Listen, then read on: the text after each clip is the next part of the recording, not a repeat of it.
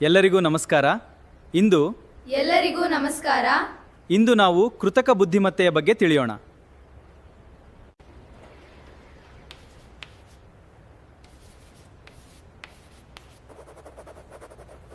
ಎಂದರೆ ಬುದ್ಧಿವಂತಿಕೆ ಕೆಲಸಗಳನ್ನು ಮಾಡುವ ಯಂತ್ರಗಳು. ಉದಾಹರಣೆಗೆ, ನಿಮ್ಮ ಫೋನ್ನಲ್ಲಿರುವ ಧ್ವನಿ ಸಹಾಯಕ, ಆನ್ಲೈನ್ನಲ್ಲಿ ನೀವು ನೋಡುವ ವಿಡಿಯೋ ಶಿಫಾರಸುಗಳು ಮತ್ತು ನಕ್ಷೆಗಳು ಕೃತಕ ಬುದ್ಧಿಮತ್ತೆಯನ್ನು ಬಳಸ್ತವೆ. ಹೀಗೆ ಎಐ ನಮ್ಮ ದೈನಂದಿನ ಜೀವನದ ಭಾಗವಾಗಿದೆ.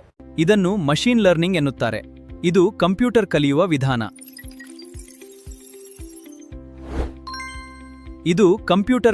ವಿಧಾನ. ಚಿತ್ರಗಳು ಮತ್ತು ಆಡಿಯೋ ಡೇಟಾದ ಉದಾಹರಣೆಗಳು. ಪಠ್ಯವೂ ಸಹ ಒಂದು ಮಾಹಿತಿಯಾಗಿದೆ. ಸಂಖ್ಯೆಗಳು ಕೂಡ ಡೇಟಾ ಆಗಿವೆ. ಚಿತ್ರಗಳು ಮತ್ತು ಆಡಿಯೋ ಡೇಟಾದ ಉದಾಹರಣೆಗಳು.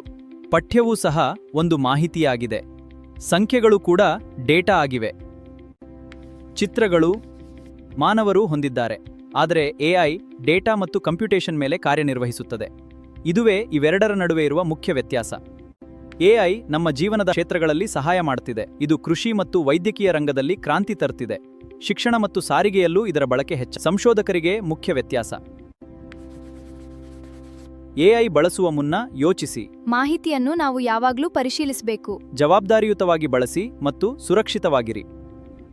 ಎಐ ಎಂದರೆ ಏನು? ಯಾರಾದರೂ ಹೇಳಬಲ್ಲಿರಾ? ನೀನ್ ಹೇಳು. ಕೃತಕ ಬುದ್ಧಿಮತ್ತೆ. ಹೌದು, ಸರಿಯಾಗಿದೆ. ಹೌದು ಸರ್. ಎಲ್ರಿಗೂ ಒಳ್ಳೆಯದಾಗ್ಲಿ. ಈಗ ಒಂದು ಚಟುವಟಿಕೆ ಮಾಡೋಣ.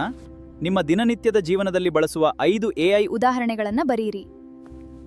ತುಂಬಾ ಒಳ್ಳೆಯದು. ಬರೆಯುವುದನ್ನು ಮುಂದುವರಿಸಿ. ಜವಾಬ್ದಾರಿಯುತವಾಗಿ ಕಲಿಯಿರಿ ಮತ್ತು ಬೆಳೆಯಿರಿ.